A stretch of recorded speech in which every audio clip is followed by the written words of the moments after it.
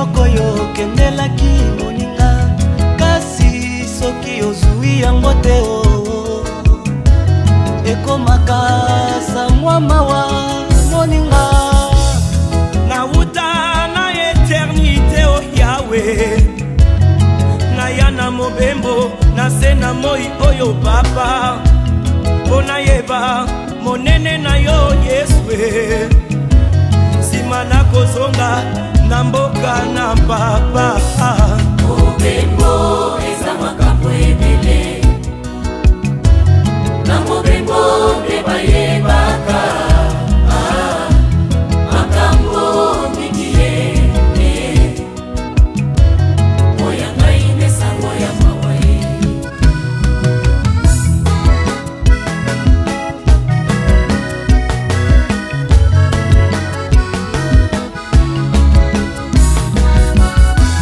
mobembo na ya makambo ebele papa mbuma ya prosperité eza te kolokolo na bomo ye kaka se kolela na kolela papa nakoma lokola roulage kolekisa bato ngai se kotikala ezalaki malamu nalia mbuma ya malamu to mabe olakisa ngai olingaka ngai ye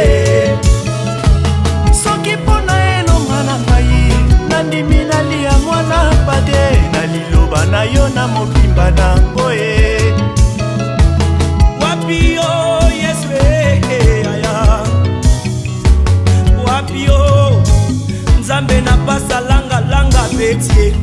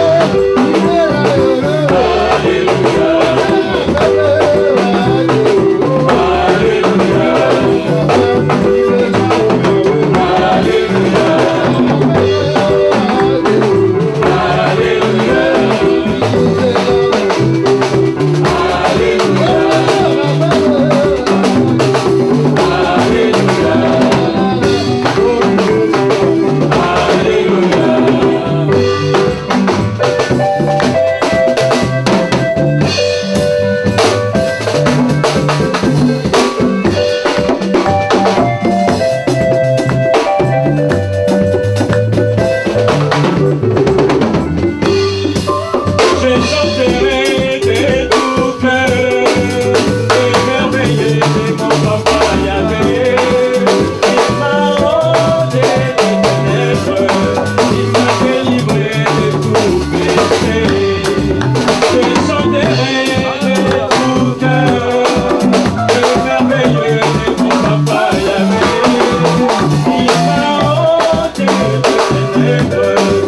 m'a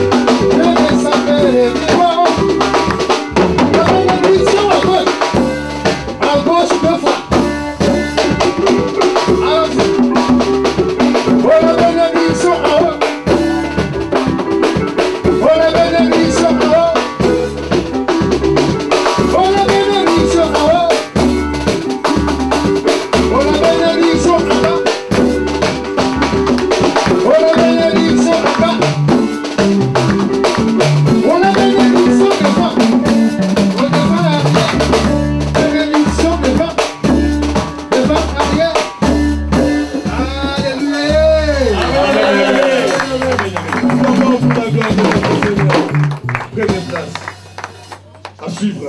Amen. Oui, nous voulons écouter la parole du Seigneur. Nous allons incliner nos têtes. Nous allons prier. Nous allons abandonner ces moments entre les mains de notre Seigneur. Et j'appelle le pasteur Saint-Pierre.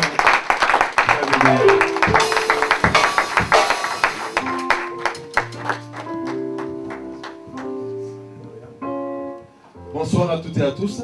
Bonsoir. Est-ce que vous êtes dans la joie d'être là ce soir? Est-ce que vous êtes dans la joie d'être là ce soir? Amen.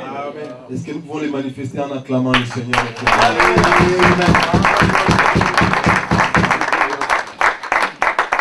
Quelqu'un avait compris cela, bien-aimé. Il dira, je suis dans la joie quand on me dit, allons à la maison de l'Éternel. Il avait compris qu'est-ce qui se passait à la maison de l'Éternel. Il avait compris qu'il fallait se présenter à la maison de l'Éternel. Et quand on se présentait devant l'Éternel, eh bien, quelque chose de spécial s'est passé. Voilà pourquoi il dira, je suis dans la joie quand on me dit, allons à la maison de l'Éternel. Alléluia. Et ce soir, je peux vous dire que vous avez fait un bon choix de venir ce soir dans la maison de l'Éternel. Vous aurez dit rester à la maison, regarder la télé. Vous aurez dit rester à la maison, je ne sais pas, raconter et entendre des CD ou des cassettes ou je sais quoi. Mais vous avez décidé de mettre ce temps en part pour répondre à cette invitation que le Seigneur nous a lancée. Et je vais vous dire tout simplement qu'il est fidèle. Amen. Je vais vous dire tout simplement qu'il est fidèle. Amen. Amen. Et il a entendu votre démarche et ce soir, je suis convaincu qu'il va nous bénir. J'aimerais saluer parmi nous la présence des hommes de Dieu qui sont avec nous ce soir, les pasteurs Ladipo, des bars. My friend, est-ce que vous pouvez vous mettre debout? On va vous bénir. Béni soit le Seigneur. Amen. Et nous voulons aussi accueillir notre frère, le pasteur Moïse Malonga, qui est du Nous sommes bénis par votre présence, chers frères. C'est pour nous, nous bénissons le Seigneur pour cet état d'esprit qui règne à Strasbourg. L'unité, les hommes de Dieu ensemble pour prier pour cette région où le Seigneur nous a placés. Ne peut être une bénédiction. Nous nous réjouissons de votre présence et nous voulons bénir le Seigneur pour cet état d'esprit. J'aimerais, avant de lui laisser la parole, vous présenter l'homme de Dieu qui va nous apporter les messages de l'évangile pendant ces 3 jours. C'est l'apôtre Pierre Langabeti. Quand on dit c'est l'apôtre, c'est l'apôtre. Vous savez lire la parole de Dieu, vous le lisez. C'est pour nous un aîné qui a été une grande bénédiction et qui restera toujours une grande bénédiction pour nous, pour notre croissance, pour notre engagement, pour notre service. C'est vraiment un aîné. Bien aimé, si vous ne savez pas honorer les aînés, c'est très dangereux. Vous vous ignorez vous-même. Amen. Est-ce que vous êtes là? Amen. C'est un apôtre de la parole de Dieu. Le Seigneur l'a appelé depuis la République démocratique du Congo où il a servi. Et après le Congo, il est allé en Afrique du Sud où il a encore bâti. Après l'Afrique du Sud, le Seigneur l'a ramené en Angola. Après l'Angola, le voici en France. Il continue à faire le service que le Seigneur l'a confié. C'est le pasteur principal donc, de l'église GAS. GAS qui veut dire gagner des âmes pour le Seigneur. Amen. Amen. En France, actuellement, ils ont 2 assemblées, donc Paris et Lyon. Et il est à la tête de ces ministères. Et nous voulons rendre grâce au Seigneur pour ces dons qu'il a accordés. Alléluia. Amen. Et nous allons nous réjouir parce que c'est lui qui aura la charge, frères et sœurs, de nous apporter les messages de l'évangile pendant ces 3 jours. Le thème qu'il abordera, c'est la vie de l'Église. Alléluia. Amen. La vie de l'Église. C'est le grand thème qu'il va aborder. Et le Seigneur va lui inspirer. Nous sommes convaincus qu'il n'a pas envoyé mes brebis bien-aimés. Il est venu avec quelque chose pour nous. J'aimerais tout simplement vous inviter, bien-aimés, à réclamer la grâce de Dieu pour lui et à réclamer la grâce de Dieu pour vous, pour que vous soyez sensibles, afin que la révélation de la parole qui va sortir de lui, eh bien, tombe sur une terre fertile qui est notre cœur. Est-ce que vous êtes là, frères et sœurs? Et je suis convaincu que nous serons bénis. Je vais inviter l'homme de Dieu et nous acclamons le Seigneur. La main cachée, c'est Jésus. La main cachée, c'est Jésus. Oh, le pain de vie, c'est Jésus. Le pain de vie, c'est Jésus. Oh,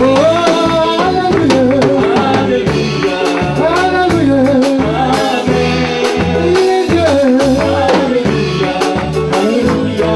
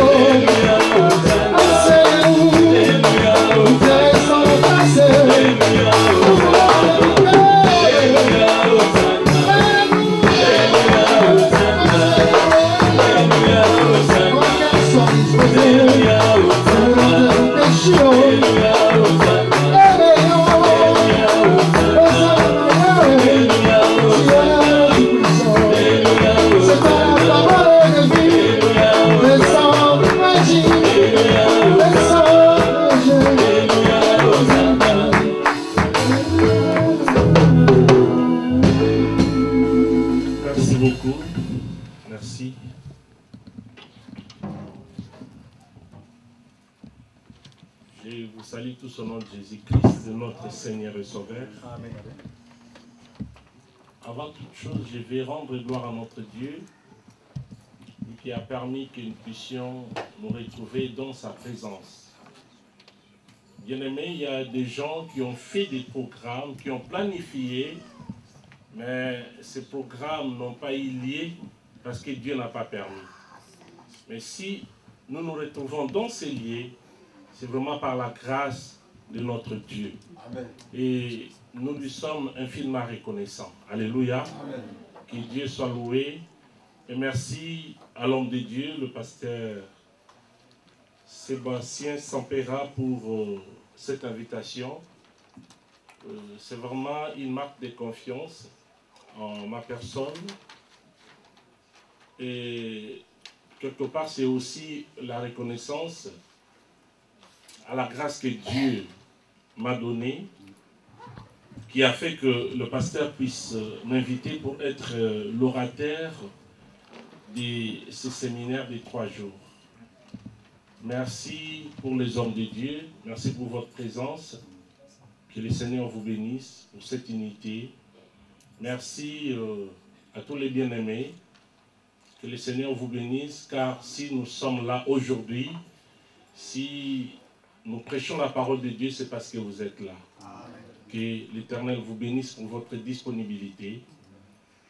Quand je suis entré, j'ai vu Eden. Je me suis dit, oh là là, les années passent. J'ai connu cet enfant, il avait, je crois, 6 ans. Aujourd'hui, un grand garçon. Avec son petit frère. Que Dieu vous bénisse car vous êtes encore là dans la maison de Dieu. Et quand je venais souvent ici, Johan venait de naître. Aujourd'hui, il a quel âge? 11 ans. Ah là là. Que Dieu soit loué. Alléluia. Amen. Cela prouve que nous autres, nous avons pris l'âge. Nous avons vraiment pris de l'âge. Parce que Johan n'existait pas aujourd'hui, 11 ans. Eden, un bébé qui a aujourd'hui, je ne sais pas si c'est combien, c'est quel âge? Eden, tu as quel âge? 21 ans. Oh là là. Ah bon? Et la petite sœur? La petite sœur? 15 ans. Ok, que Dieu soit loué. Merci beaucoup. Nous avons un thème extraordinaire à exploiter pendant ces 3 jours intitulé « La vie de l'Église ». Permettez-moi de vous dire que si je suis là, c'est vraiment pour le Seigneur, parce que, un secret, j'ai laissé mon épouse à l'hôpital. Elle est hospitalisée depuis le mardi, et c'est vraiment sérieux. C'est vraiment sérieux. Je me suis permis de venir pour la gloire de Dieu. J'étais avec elle à l'hôpital depuis le mardi. Je dormais presque pas. Mais j'avais pris engagement non pas avec une personne, mais avec Dieu. Voilà pourquoi je suis là. Hier, elle m'a encouragé pour dire, vas-y, le Seigneur est avec toi. Amen. Amen. C'est juste un petit témoignage pour vous montrer que nous le faisons pour Dieu. Non pas pour nos sentiments, non pas pour les hommes. Tout à l'heure, le pasteur Sébastien m'a posé la question de savoir si, pourquoi maman n'est pas venue. Elle est hospitalisée. La vie de l'Église. Actes chapitre 2, versets 41 à 47. Actes des Apôtres, chapitre 2, 41-47.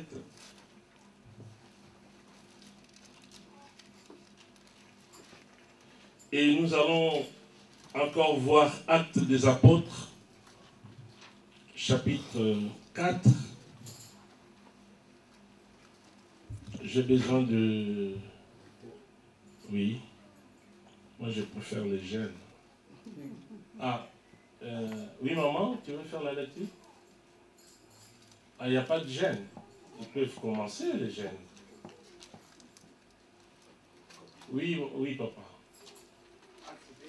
Acte chapitre 2, versets 41 à 40. Amen. Ceux qui acceptèrent sa parole furent baptisés, et en ces jours-là, le nombre des disciples s'augmenta d'environ 3000 âmes.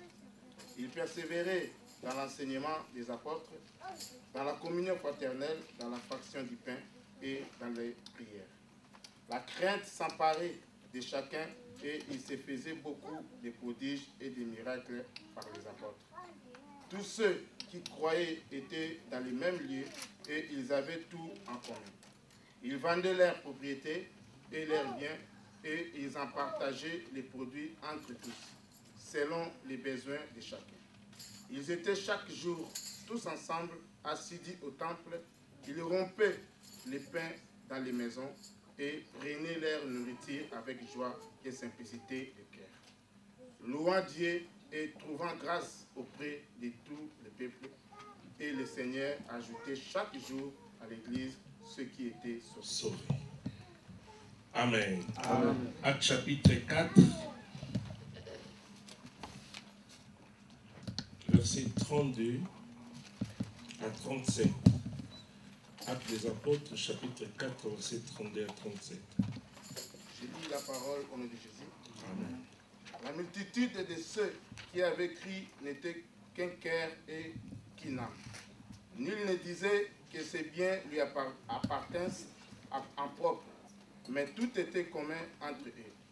Les apôtres rendaient avec beaucoup de force témoignage de la résurrection du Seigneur Jésus. Et une grande grâce reposait sur eux tous. Car il y avait parmi eux aucun indigent. Tous ceux qui possédaient des champs ou des maisons les vendaient, apportaient les prix de ce qu'ils avaient vendu, et les déposaient aux pieds des apôtres, et l'on faisait des distributions à chacun selon qu'il en avait besoin. Joseph, surnommé par les apôtres Barnabas, ce qui signifie fils d'exhortation, lévite originaire de Chypre, vendit un champ qu'il possédait, apporta l'argent et les déposa aux pieds des apôtres. Alléluia. Amen. Merci beaucoup. Les deux passages que nous venons de lire, ce sont des textes de base de notre thème. À partir de ces deux textes, nous pouvons avoir une idée sur la vie de l'Église. Mais je vais commencer par vous expliquer c'est quoi l'Église. Bien-aimés, si vous lisez la Bible dans Matthieu chapitre 16, verset 18, il y a un passage qui m'intéresse beaucoup. Jésus marchait avec ses disciples. Si vous commencez même à partir du 13e verset, Jésus était avec ses disciples, il marchait avec eux. Vous savez que Jésus était humble. Il dormait même avec les disciples. Il mangeait avec eux. Mais un jour, les disciples étaient surpris de ce que Jésus leur avait posé une question. Et les disciples n'étaient pas en mesure de répondre à cette question. Quelle était la question? La question de Jésus était: qu'est-ce que les gens disent pour ce qui me concerne? Ils disent: qui suis-je? Les gens que vous côtoyez, les gens que vous voyez, les gens avec qui vous parlez, qu'est-ce qu'ils disent de moi? Parce que Jésus savait que les disciples étaient tout le temps avec les autres. Et vous qui fréquentez les gens du monde, qu'est-ce que ces gens-là disent de moi? Là, les disciples avaient la facilité de répondre. Ils ont commencé à donner des différentes réponses. Ils ont dit, les gens disent que tu es l'un des prophètes. Ils disent que tu es Élie. Ils disent que tu es Jérémie. Ils ont donné plusieurs réponses. Mais en réalité, Jésus ne s'est pas limité là. Il ne voulait pas se limiter là. Il avait une pensée. Il voulait aller plus loin. Il voulait savoir si réellement ses disciples les connaissaient. S'ils savaient qui il était réellement. Et la deuxième partie de sa question, ou sa deuxième question était de savoir, et vous, qui dites-vous que je suis? Et là, les disciples ne pouvaient pas répondre. Ils ont mis du temps pour répondre à cette question. Qui dites-vous que je suis? En réalité, les disciples, bien qu'ils ont marché, ils dormaient. Ils mangeaient avec le Seigneur Jésus, mais ils ne les connaissaient pas. Heureusement que Dieu est bon. Par son esprit, il a saisi Pierre pour lui donner la réponse. C'est alors que Pierre prendra la parole pour dire, tu es le Christ, le Fils du Dieu vivant. Écoutez la réponse de Jésus, ou la réplique de Jésus. Jésus dira, ce ne sont pas la chair et le sang qui t'ont donné cette réponse, mais c'est mon Père qui t'a révélé cette réponse. Alléluia. C'était par révélation. Parce que de lui-même, Pierre ne connaissait pas Jésus. Tout comme Thomas, Jean, Jacques et les autres. À ces jours-là, Pierre avait la grâce d'être sensible, de saisir la révélation par le Saint-Esprit. Tu es le Christ, le Fils du Dieu vivant. Et Jésus est allé plus loin. Il lui dira, tu es heureux, Simon, fils de Jonas. Toi, tu es Pierre. Sur cette pierre, je bâtirai mon église. Et les portes de ces jours de mort ne peuvent rien contre mon église. Bien-aimés, c'était pour la première fois que Jésus avait prononcé ces termes église, depuis qu'il avait commencé sa mission. Pour la première fois. Quand il a dit à Pierre, sur cette pierre, je bâtirai mon église. Il y a plusieurs interprétations par rapport à ces textes. Mais qu'est-ce que le Seigneur voulait dire? En grec, Jésus a parlé de deux sortes de pierres. Mais en français, c'est pierre et pierre. Mais en grec, Jésus a dit, tu es Pierre. Pétros. Pétros, c'est Pierre, la petite pierre. Caillou ou la petite pierre que nous utilisons pour la construction, ça c'est Pétros. C'est comme ça aussi que nous pouvons interpréter les prénoms Pierre, Pétros, petite pierre. Jésus a dit, toi tu es Pétros. Mais moi, je vais bâtir mon église sur les Pétras. Pétra, c'est le roc, la grosse pierre, rocher. Jésus n'a pas dit à Pierre que sur toi je vais bâtir mon église. Jésus a dit, je vais bâtir mon église sur la grosse pierre, sur les rocs, sur les rochers. Et le diable, avec toute sa force, ne peut rien contre mon église. Car mon église sera bâtie sur le roc. Alléluia. Amen. Mais ce terme que Jésus a utilisé, mon église, bien aimé, l'église appartient au Seigneur. L'église n'appartient pas à une personne quelconque. Ce ne sont pas nos aînés qui sont morts sur la croix pour nous. Ce n'est pas une personne, ce n'est même pas notre père de la foi, Abraham. Mais c'est Jésus. C'est lui le chef de l'église. C'est lui la tête de l'église. Nous autres, quel que soit ce que nous ne sommes que le membre de ce corps mystérieux qui est l'église. Et la tête, c'est Jésus. Amen. Alléluia. Amen. Alléluia. Amen. Mais l'église, c'est quoi? Terme église. Bien-aimé, le terme église en soi est profane. Le terme église en soi est profane parce que les anciens l'utilisaient pour désigner une assemblée de gens qui étaient mis à part pour traiter les choses importantes, soit sur le plan politique, économique ou militaire.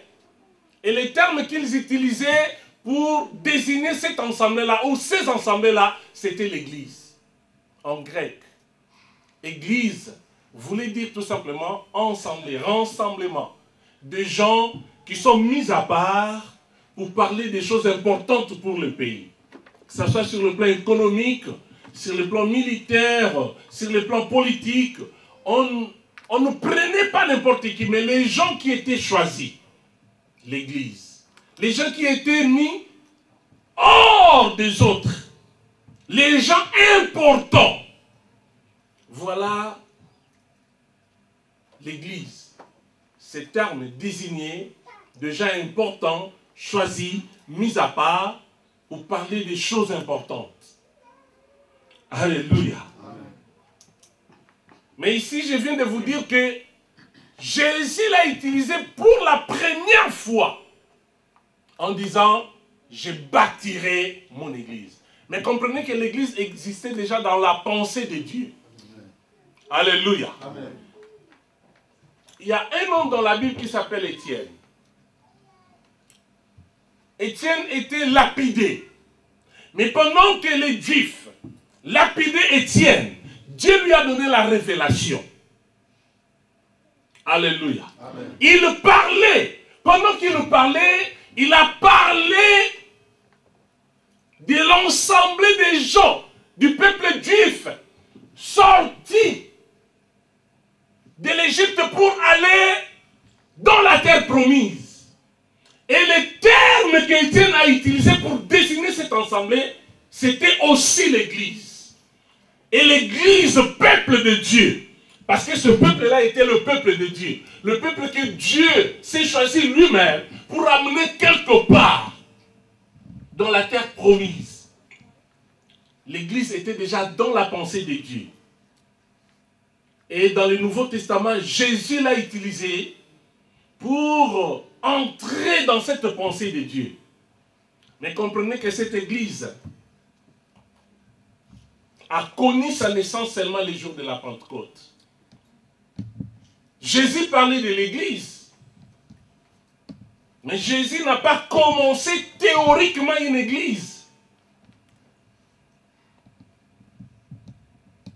Alléluia. Amen. Spirituellement, il existait déjà une église dans la pensée de Jésus. Il réunissait les gens, mais Jésus n'a pas organisé les gens qui venaient écouter ses sermons. Ils venaient, ils rentraient. Mais cette pensée de Dieu était en Christ. Et par le Saint-Esprit, cette pensée est devenue vivante les jours de la Pentecôte. Et c'était comment? Les jours de la Pentecôte, pendant que Pierre parlait, parce que vous connaissez la Pentecôte, c'est l'une des grandes fêtes que célébraient les Juifs. Pourquoi les Juifs célébraient la Pentecôte? C'est pour commémorer, penser à leur délivrance. La délivrance, c'est la Pâque. Mais après la délivrance, pour la première fois que les Juifs ont sémé et récolté. C'est ça la Pentecôte. C'était la fête de la moisson. Alléluia. Amen. Parce que, étant dans le désert, étant en Égypte comme étrangers, les Juifs n'avaient pas la possibilité de s'aimer et de récolter. Mais quand ils sont entrés dans la terre promise, ils pouvaient s'aimer et récolter tranquillement. Et pour la première fois qu'ils ont fait ça, ils ont célébré le nom de l'Éternel. Et ils ont donné le nom à cette fête, Pentecôte. Et la fête de la Pentecôte est célébrée 50 jours après la Pâque. Pentecôte veut dire aussi 50e fête de la moisson. Mais ces jours-là, bien aimés, les Juifs avaient des fêtes importantes comme Pentecôte, comme Pâques, comme Tabernacle. Mais Dieu a utilisé les mêmes fêtes importantes des Juifs pour faire de ces fêtes des fêtes chrétiennes. La Pâque, qui était considérée comme la fête de la délivrance des peuples juifs qui célébraient leur sortie de l'esclavagisme de l'Égypte pour être libres et aller vers la terre promise. Mais Dieu a fait que la Pâque devienne la fête de la délivrance de nous, les chrétiens, par la mort et la résurrection de Jésus.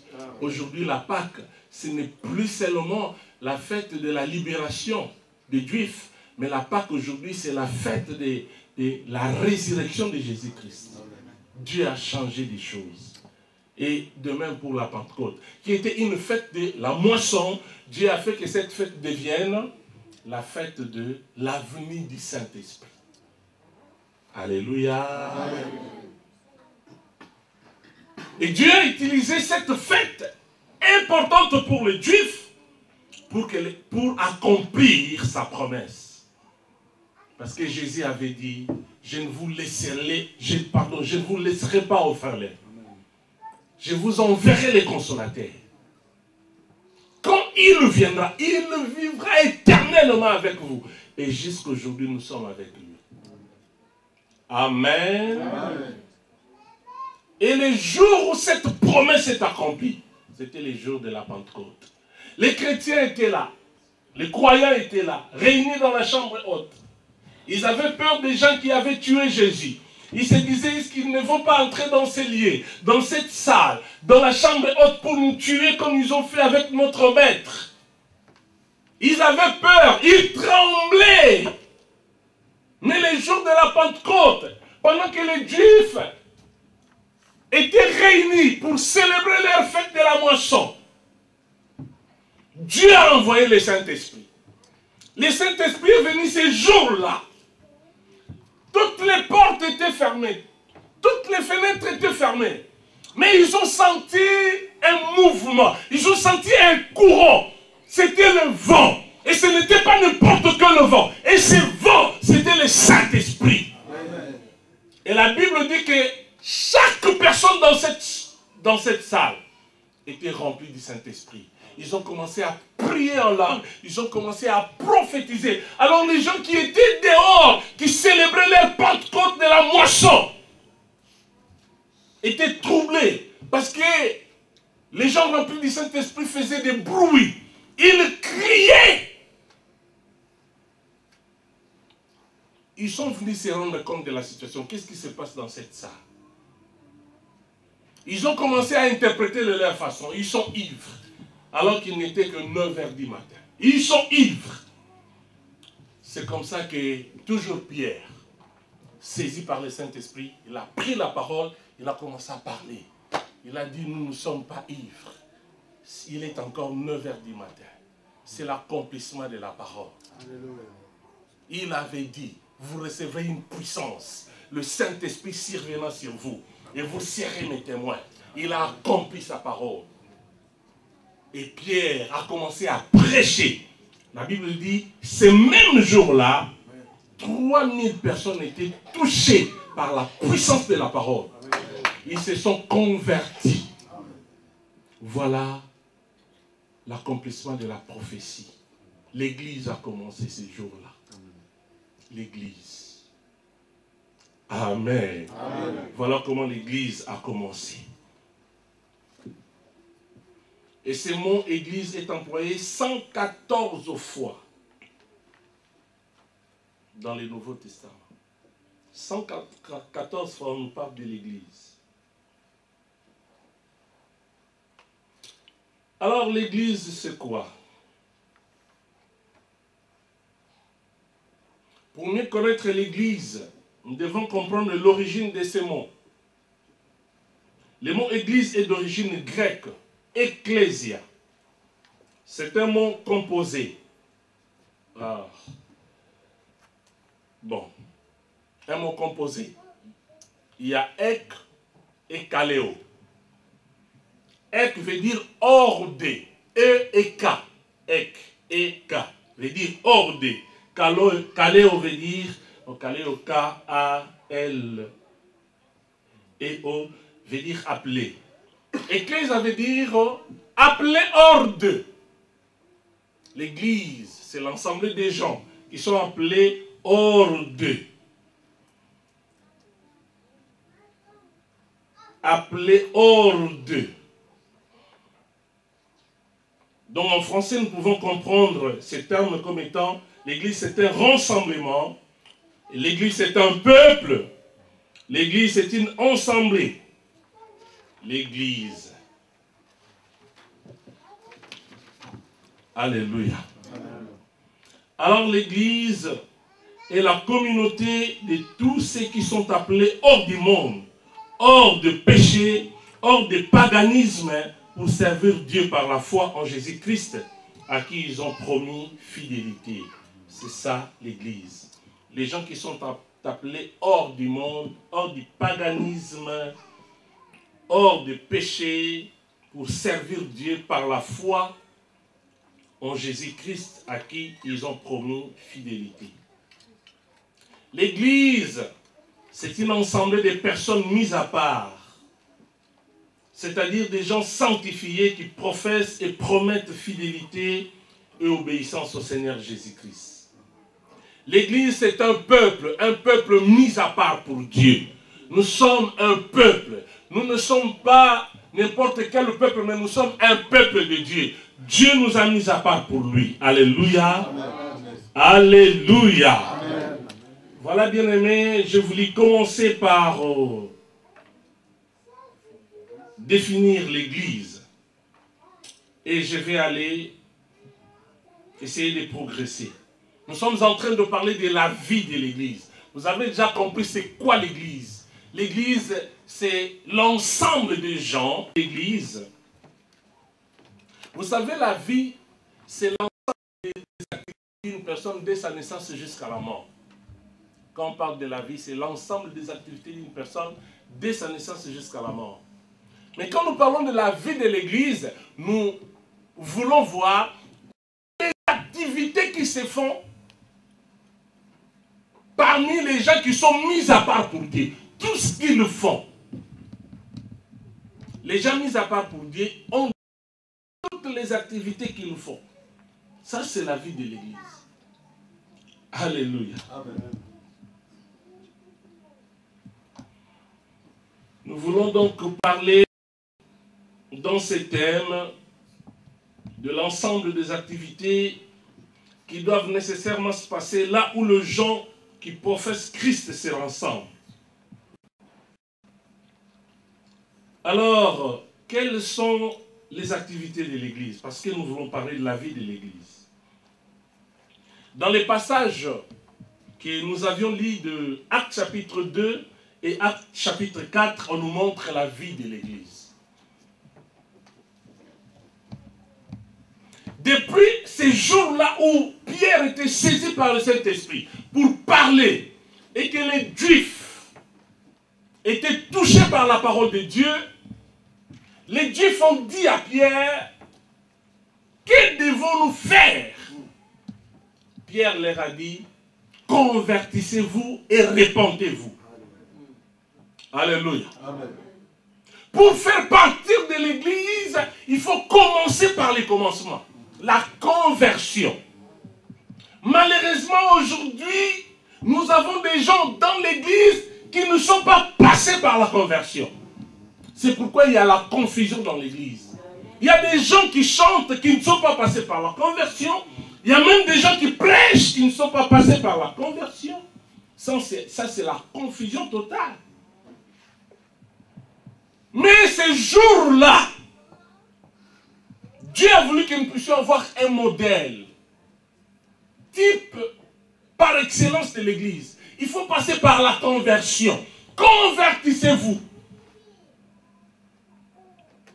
Et les gens étaient convertis. Ils étaient ensemble. Ils ne voulaient plus quitter la parole de Dieu. Ils avaient la soif de grandir. Alléluia. Amen. Et dans ce passage, on nous dit, la multitude de ceux qui a vécu n'était qu'un cœur et une âme. Ils étaient qu'un cœur et une âme. Amen. Amen. Mais quelles sont les activités qu'ils faisaient ensemble?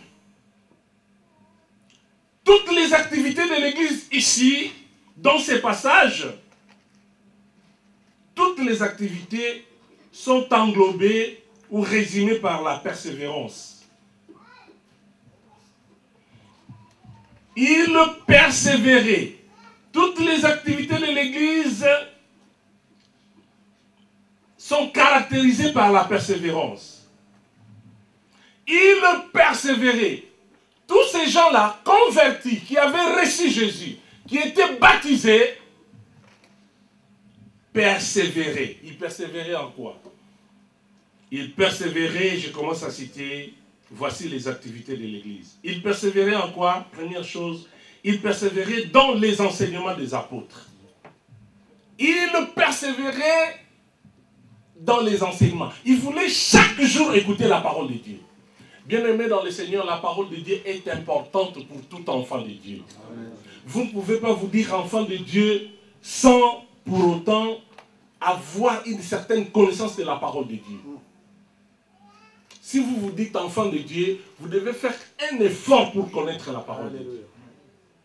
Et il y a la persévérance. Ces gens-là persévéraient. Ils venaient d'écouter quelque chose qu'ils ne connaissaient pas. Ils venaient de commencer une nouvelle vie. Ils se considéraient comme des enfants nouveau-nés qui avaient besoin de la croissance.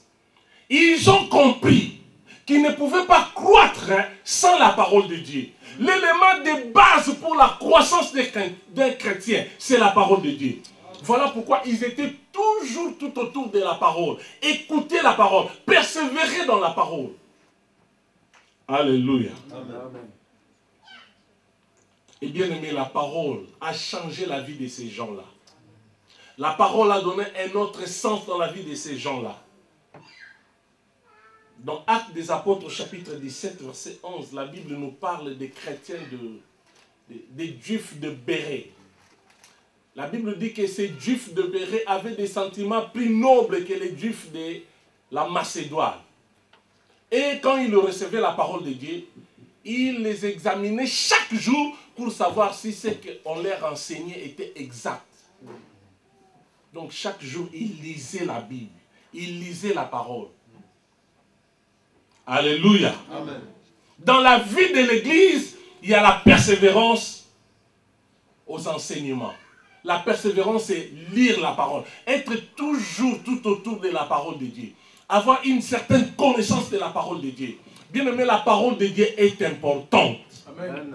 Quel que soit ce que vous êtes, si vous recevez la parole va changer votre vie. Amen. La parole va faire de vous un homme ou une femme selon la pensée de Dieu. Amen. La parole de Dieu a fait des vendeurs de chanvre, des fumeurs de chanvre ou des drogueurs, a fait de ces gens-là prédicateurs de la parole de Dieu. Amen.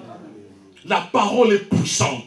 La Bible nous montre que la parole est même plus puissante qu'une épée quelconque. La parole est capable de séparer. La parole est plus forte qu'un marteau. La parole est capable de briser. La parole de Dieu. La parole change. Amen. Si vous recevez la parole de tout votre cœur, vous ne serez plus la même personne. Même si vous étiez sorcier, par la parole de Dieu, vous allez devenir une nouvelle créature. Amen. La parole de Dieu change. Alléluia. Même si les gens parlent mal de vous, les gens vous déconsidèrent, mais accrochez-vous à la parole. Dieu va vous changer. Amen. Alléluia. Bien aimé, je me rappelle que moi personnellement, si aujourd'hui vous m'avez connu, c'est grâce à la parole. C'est parce qu'un jour, j'ai accepté Jésus-Christ. Je vous dis que je n'avais pas d'avenir moi. ma vie n'avait pas de sens. J'étais rejeté, abandonné dans ma famille. Personne ne pouvait me regarder. Personne n'avait besoin de moi. Pour ma famille, il fallait que je meure. Depuis l'âge, je ne me rappelle même pas. J'ai commencé la maladie depuis l'âge de 3 ans. Parce que j'étais abandonné. Ma mère était chassée par mon père. J'avais 3 ans. Quand mes parents ont divorcé. Je n'avais que 3 ans. Bien-aimé, j'ai souffert. La femme qui était venue succéder à ma mère me considérait comme sa rivale. Quand elle me voyait, elle voyait ma mère.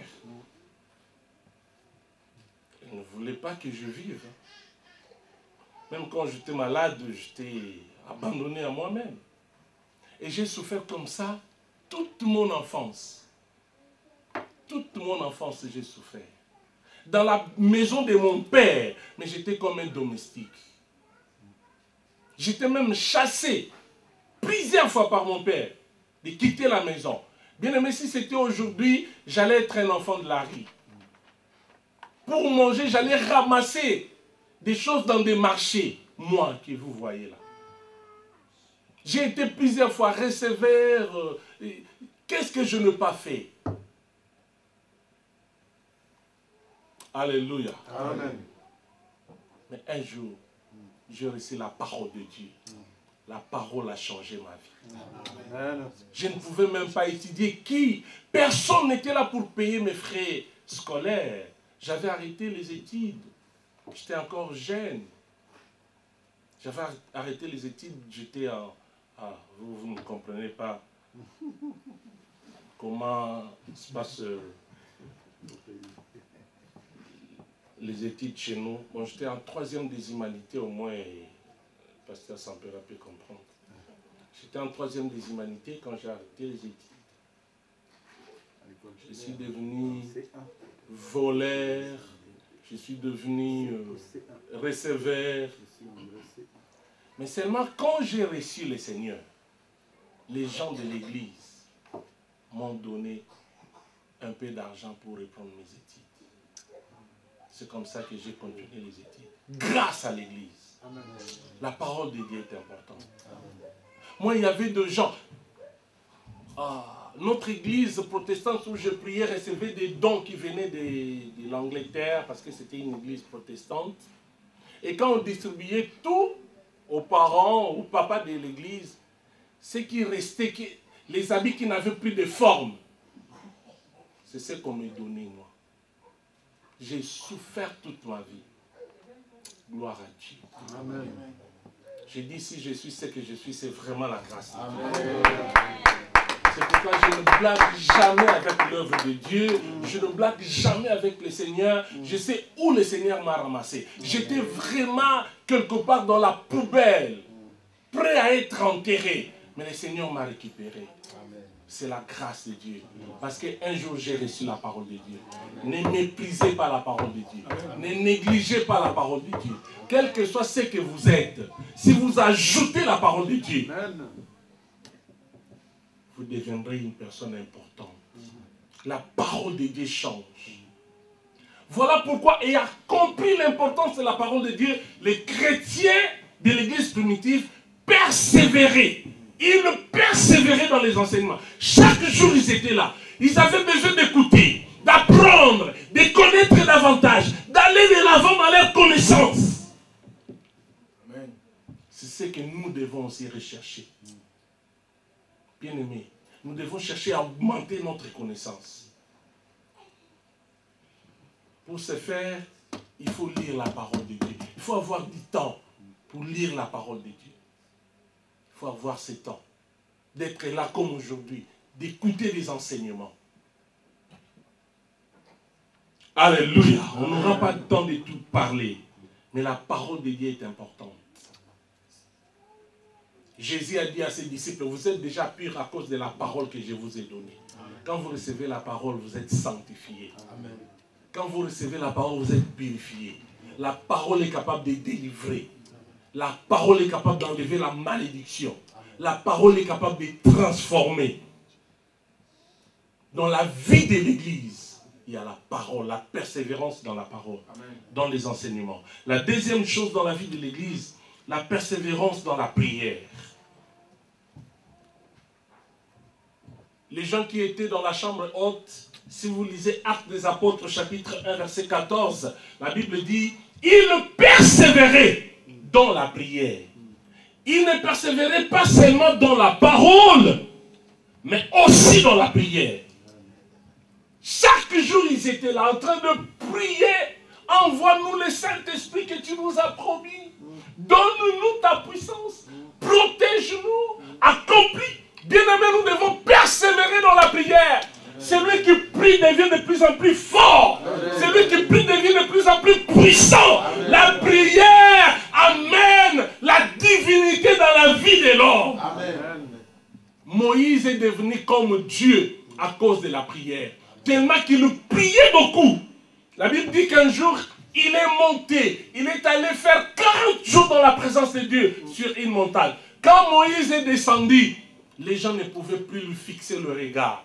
Quand les gens regardaient Moïse, ils voyaient la lumière. Cette lumière était venue de qui? De Dieu. Parce qu'il est demeuré longtemps dans la présence de Dieu. Quand nous prions, nous recevons les qualités de Dieu.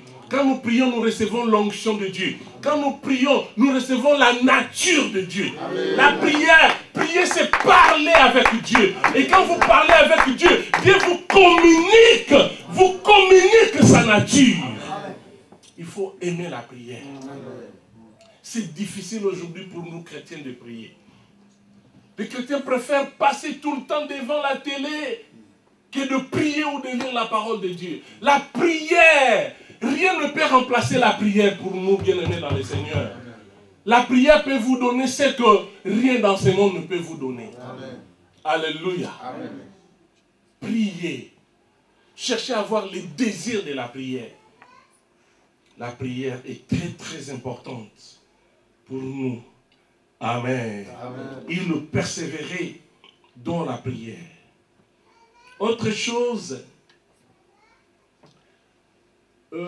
troisième chose dans la vie de l'Église,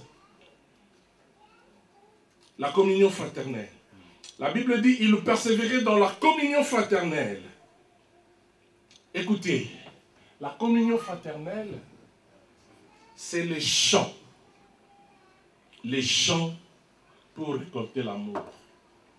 La communion fraternelle, c'est la sémence pour récolter l'amour.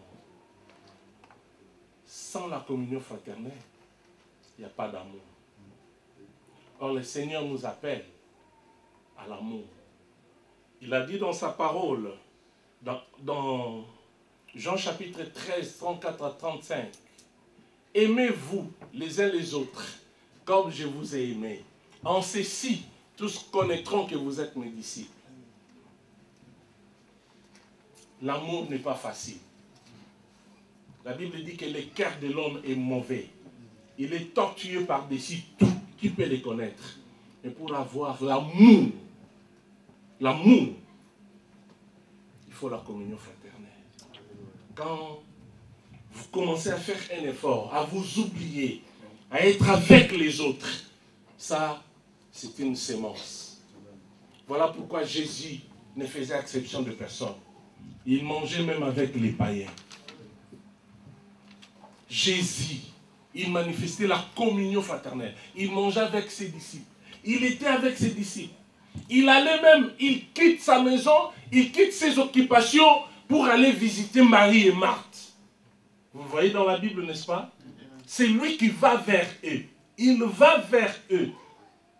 Il allait vers les gens, Il alla dans la maison de Simon. Il alla dans la maison de Pierre.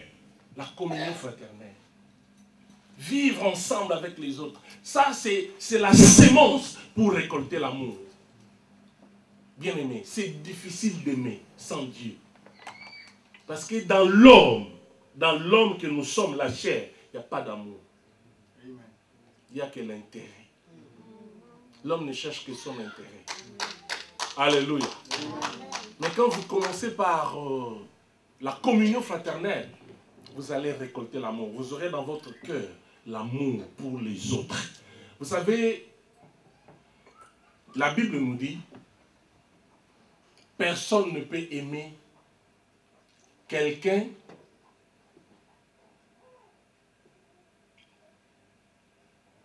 sans commencer par aimer Dieu. Mais pourquoi vous dites que nous aimons Dieu, que nous ne voyons pas, sans aimer nos prochains que nous voyons? Et Dieu nous traite de menteurs. Si vous voulez aimer Dieu, commencez par aimer votre prochain. Si vous aimez votre prochain, ça va directement prouver que vous aimez Dieu. Et si vous n'aimez pas les autres, ne dites pas, ne prétendez même pas dire que vous aimez Dieu, car vous n'avez pas de l'amour pour les autres. Vous êtes toujours orgueilleux, vous avez la complexe de supériorité, vous vous croyez au-dessus de tout le monde, et vous vous dites, moi j'aime Dieu. Ça, c'est les mensonges. Commencez par aimer les gens que vous voyez avant d'aimer Dieu. Ça, c'est Dieu qui dit ça. Amen.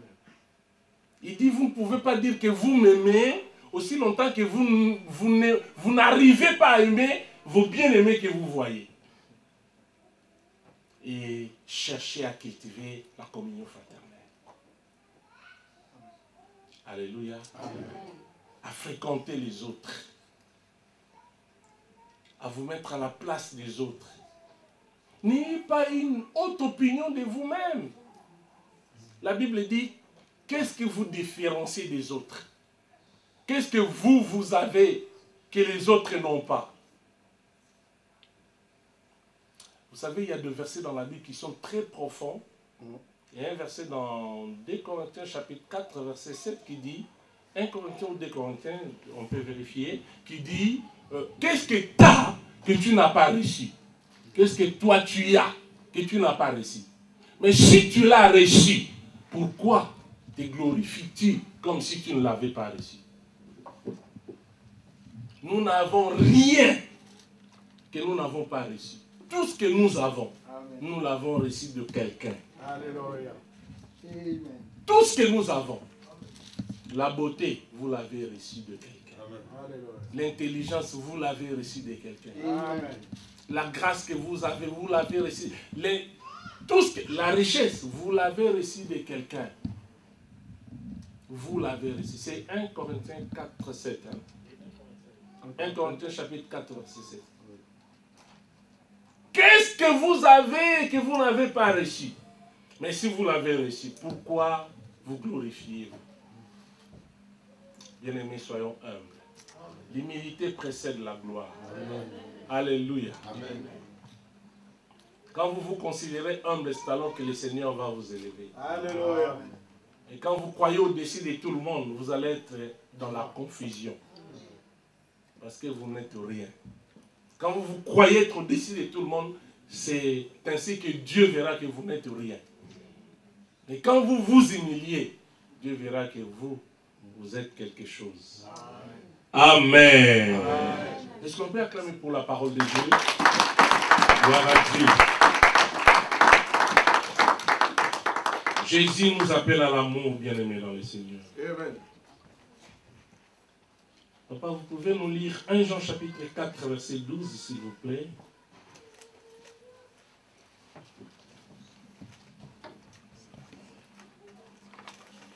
Jean chapitre 4, verset 12.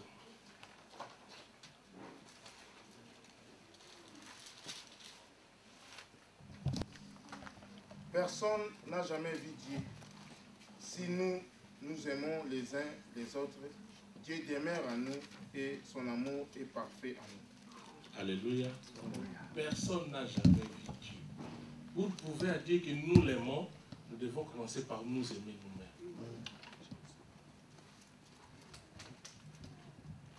Il y a des années, plusieurs années en arrière, j'avais reçu une lettre. J'étais à Kinshasa, j'ai reçu une lettre. La lettre était venue de l'Angola. j'étais content de recevoir une lettre. J'ai regardé l'expéditeur, je ne l'ai jamais connu. Mais dans la lettre, c'était une sœur qui me dira, tu es mon frère. Tu es mon frère, peut-être que tu ne peux pas te souvenir de moi, mais moi je te connais.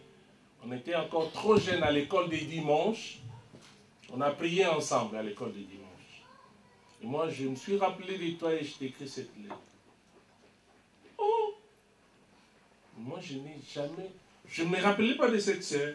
Et dans la lettre, la sœur m'a mis un verset, bien aimé. Ce verset est resté dans ma vie jusqu'à aujourd'hui. C'est quel verset? Voulez-vous que je vous en donne? Amen. Marc chapitre 3, 31 à 35. Voilà le verset que la sœur m'avait donné. Une sœur que je ne connaissais pas. Je ne me rappelais pas d'elle. Mais dans ce passage, vous savez ce que le Seigneur dit. Ici, c'est Jésus qui parle. La Bible dit que Jésus faisait son travail. Le travail de Jésus était de prêcher la bonne nouvelle, de gagner les gens, d'aider les gens à se repentir, à se convertir, à devenir enfant de Dieu. Il faisait son travail. Il a quitté ses parents. Ça faisait des jours où Marie et Joseph ne voyaient plus Jésus. Alléluia. Amen. Marie et Joseph ne voyaient plus Jésus, leur fils. Ils ont commencé à chercher Jésus. Ils se lamentaient. Et nous ne savons pas où est allé cet enfant. Ils ont cherché partout. Ils n'ont pas trouvé Jésus. Et à cette époque-là, il n'y avait pas la communication. Le moyen de communication que nous avons aujourd'hui, téléphone ou Internet, ça n'existait pas. Ça n'existait pas comme aujourd'hui. Ils ne pouvaient pas retrouver Jésus. Mais ils ont appris par des gens que Jésus-Christ était en train de prêcher quelque part. Ils sont allés. Marie, parce que vous savez qu'après Jésus, Marie et Joseph avaient d'autres enfants, des filles et des garçons. Ils sont allés tous, toute la famille, à la recherche de Jésus. Arrivés là où Jésus prêchait, ils ont envoyé un protocole. Va dire à Jésus que nous sommes là. Et le protocole est allé. Seigneur, Seigneur, Maître, tes parents sont là. Ta mère et tes frères sont là. Au lieu que Jésus arrête de prêcher pour aller voir sa mère et ses frères, non, non. Jésus les a répliqués dans la prédication. On lui a appris que ta mère et tes frères sont là. Jésus a dit, mais qui est ma mère? Ma mère, c'est qui? Et qui sont mes frères? Et puis la Bible dit, il pointe des doigts là où il y avait des frères. Voici mes frères. Voici mes sœurs. Il pointe les gens qui étaient en train d'écouter la parole de Dieu. C'est vous mes frères. C'est vous qui êtes mes sœurs. Parce que mon frère ou ma sœur, c'est celui qui écoute la parole de Dieu et le met en pratique. Donc cette sœur de l'Angola m'avait donné ce passage pour dire que j'étais son frère parce que j'étais dans l'église. J'écoutais la parole de Dieu et je mettais la parole de Dieu en pratique. Amen. Alléluia. Amen. Sans me connaître, ça c'était un amour sans intérêt.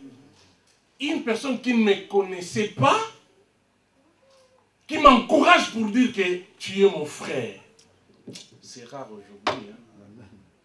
Tu es mon frère. Ah, ce passage est resté dans mon cœur. Tu es mon frère. Vous êtes mes sœurs. Alléluia. Amen. Alléluia. Amen. Nous devons cultiver l'amour. Car le Seigneur nous recommande l'amour. Amen. Amen. Amen. Amen. C'est grâce à l'église que moi j'ai pu étudier. C'est grâce à l'église que je m'habillais. C'est grâce à l'église que je mangeais. Dans ma famille, j'étais rejeté. Ma famille ne me considérait plus. Je me rappelle une fois, j'étais malade. Et les docteurs m'avaient dit, le médecin m'a dit de ne plus manger le sel, ni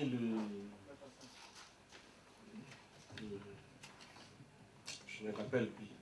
Mais il fallait que j'observe pendant un temps un régime. Mais moi qui n'avais même pas un endroit fixe pour manger, on me met en régime. Mais je me débrouillais seulement dans des maisons des non-mamans en Christ. Amen. Ce sont les mamans qui m'invitaient. Est-ce que Pierre, tu ne peux pas venir manger aujourd'hui? Pierre, viens manger. Et quand une maman servait ses enfants, la maman me comptait parmi ses enfants. C'est comme ça que j'ai grandi. C'est vraiment la grâce de Dieu. C'est pourquoi moi aussi j'aime les gens. J'aime aussi aider les gens qui sont dans des difficultés. Moi-même, quand j'étais encore en Afrique, je payais le frais scolaire de beaucoup des enfants dans l'église. Parce que je suis passé par là. J'ai connu la souffrance. Amen. Amen. Ah, nous devons nous aimer. Ça, c'est la vie de l'église. Dans la vie de l'église, il y a l'amour. Dans la vie de l'église, il y a la communion fraternelle. Bien aimé, j'étais à Kinshasa au mois d'août. Et j'ai organisé une conférence. Il y avait des hommes de Dieu. Les gens ont vraiment répondu. La salle était pleine. Mais à la fin, j'ai organisé aussi l'agapé, invité les gens qui ont participé pour que nous puissions manger ensemble. Et les gens me disaient, c'est seulement pour toi que nous sommes venus. Ici, ça ne se fait plus. On ne mange plus chez les gens. Il y a même des gens qui se promènent avec des bidons de miel.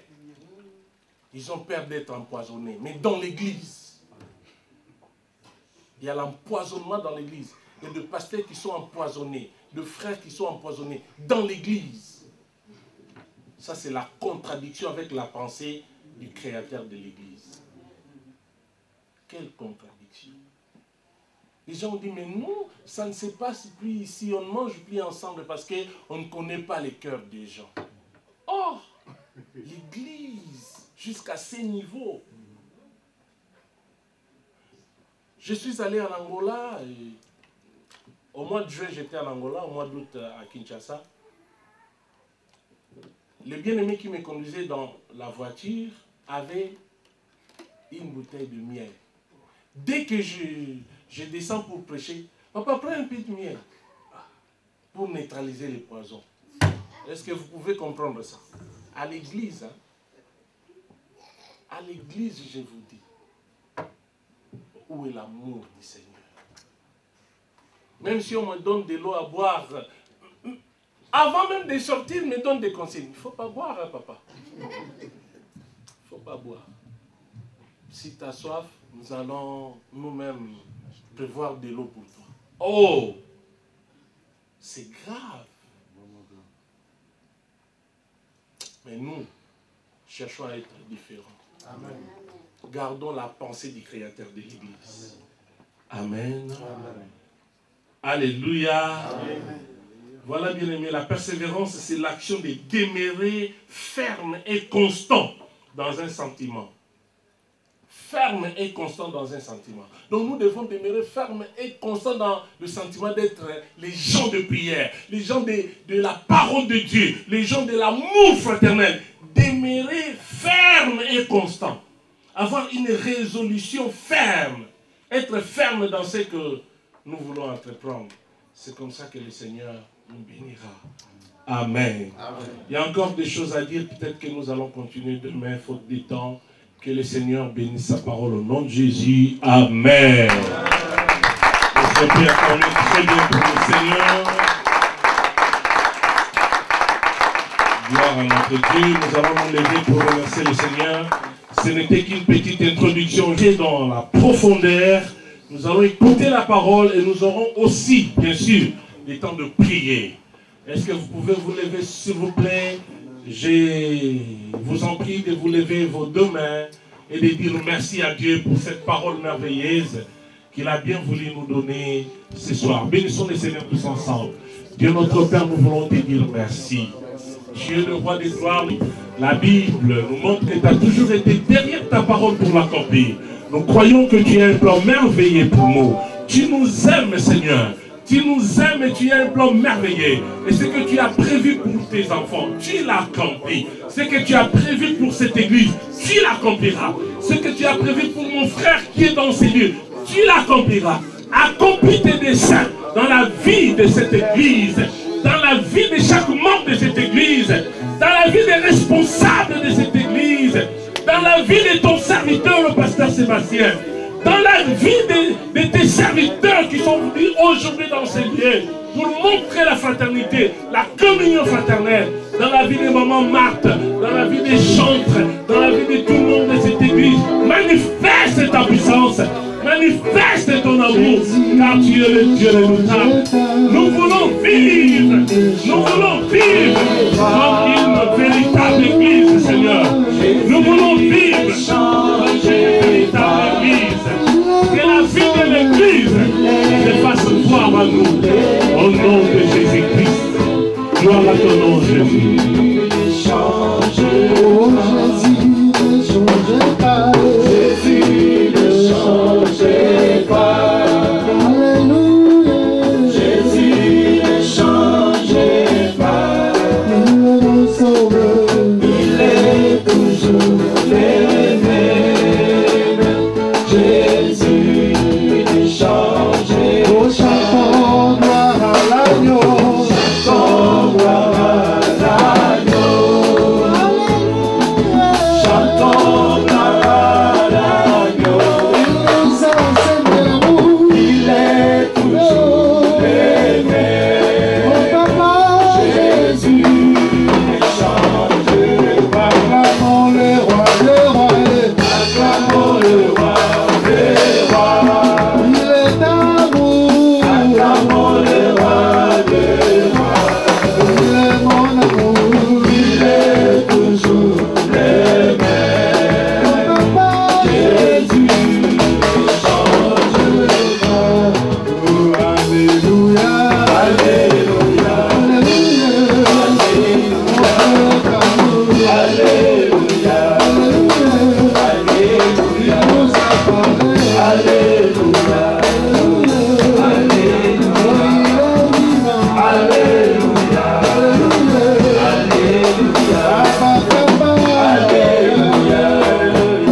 alléluia, alléluia, Acclamons encore pour la gloire de notre Seigneur. Il est merveilleux, n'est-ce pas? Est-ce qu'il y a quelqu'un qui est béni dans la salle? Si vous êtes là, balancez pour la gloire du Saint-Esprit. Alléluia. Bien-aimés, sans plus tarder, nous allons passer. L'Éternel notre Dieu, merci pour ta grâce encore. Tu as permis que nous puissions être là ce soir, de t'écouter. Merci de ta parlé. Et nous voulons remettre aussi ton serviteur que tu as utilisé ce soir. Ta présence continuelle, que tu puisses le remplir encore de ta sagesse et de ta connaissance. Qu'il soit encore, Éternel Père, cet instrument que tu utilises encore pour toucher encore ton peuple. Et Père, je présente encore cette offrande. De ce que tu nous as donné, nous avons apporté ce pot. Mais nous savons que tu es un Dieu fidèle. Merci de bénir cette offrande. Bénis chacun et chacun qui a participé à cette offrande. Bénis leur maison, bénis leur travail et encore bénis cette église, Papa. De ton abondance. Remplis chacun de nous de ton amour. Tu as parlé. Si nous ne s'aimons pas, nous ne pouvons pas dire que nous t'aimons. Et l'amour, c'est de s'offrir et de donner. Merci que nous puissions aussi pratiquer cet amour au sein de ton église. Bénis le pasteur et le responsable de cette église. Merci. Et en ton nom, Saint Jésus-Christ, nous avons prié. Amen. Amen. Vraiment, nous sommes arrivés à la fin. J'appelle le pasteur Saint-Pierre pour les communiquer. Demain, nous serons là à 18h30. Venez à l'heure, et j'aime bien insister, venez à l'heure avec votre Bible, avec votre carnet. Comme ça, vous prenez note de tout ce qui est dit. Vous vérifiez si tout ce qui est dit et biblique. Amen. Hein? L'homme de Dieu nous a rappelé ce témoignage des chrétiens de Béret et j'aimerais bien les rappeler, bien aimé, chaque jour. Je disais vendredi dernier à l'étude biblique que chacun dans sa maison a une chaise qu'il aime bien. Amen. Amen. Chacun a une chaise qu'il aime bien dans sa maison. Chacun a sa position, il a une chaise. Je disais que chacun regarde sa chaise et le jour où je viendrai chez vous, il faut me montrer la chaise. Et si cette chaise, c'est là où tu prends le temps de méditer la parole de Dieu, de nourrir. Parce que c'est vraiment, vraiment, vraiment très, très important. Amen. Nous allons nous mettre debout. Nous allons prier le Seigneur. Et demain, nous nous fixons rendez-vous à 18h30 en Célier pour écouter la parole.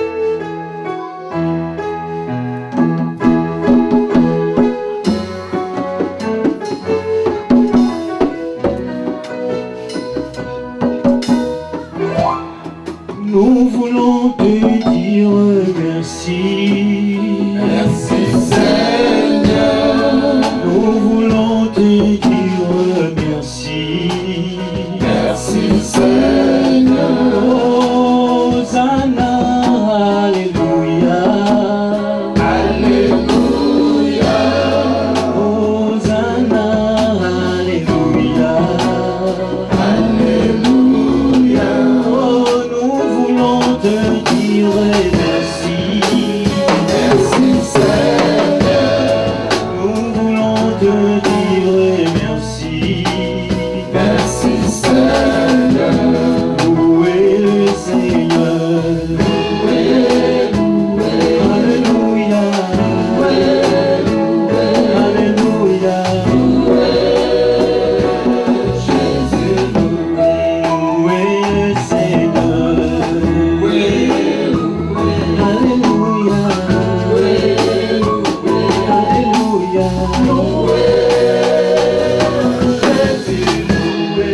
Nous allons ensemble remercier le Seigneur pour ces moments que nous avons passés. Merci. Nous allons lui recommander notre retour, nous allons lui recommander la journée de demain. Que Dieu puisse nous bénir. Prions ensemble. Alléluia.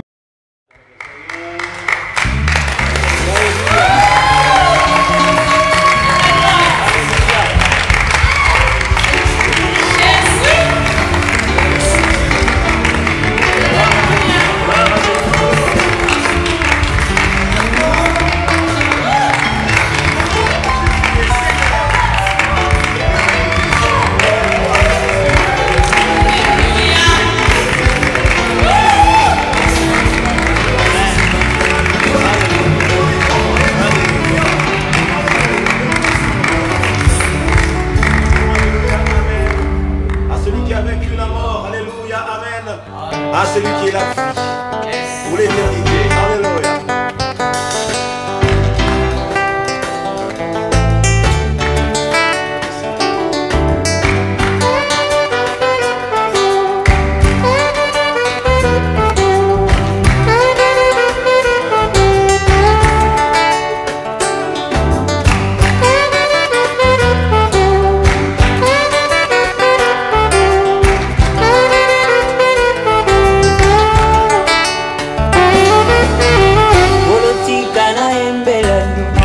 Bolotika na kumisano, bolotika na sanjolano.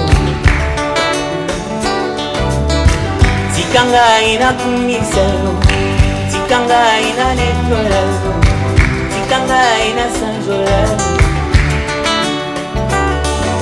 Maluba motuye matina motema, nalingi na kumisano, tikanga ina netolano. Kumona yo masiyananga, ezala nzete ya kiyo, nafanda na kunya. Kumona yo masiyananga, ezala mopanga monene, ya kukweisa satana. Akungwa libota na bikite, akungwa noko na bikite, na bikina kumbona Yesu. Bakisia pharmacie, lobiko epesa mito, mombola esinde libinanga. Oloko katinga katira nzela. mafuta na yo oyo bolingo monene Yesu sinalingaki nabeba ye sinalingaki nakufa ye yobikisinga yaya sinalingaki nabeba ye sinalingaki nakufa ye okangolinga yaya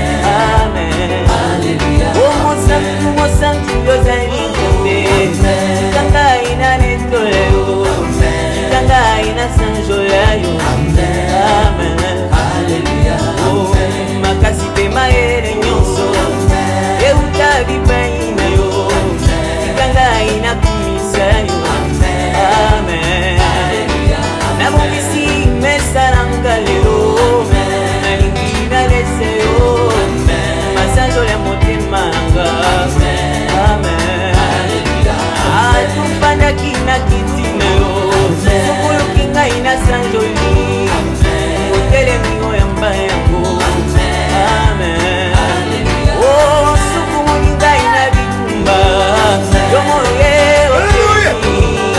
oza kozela na longo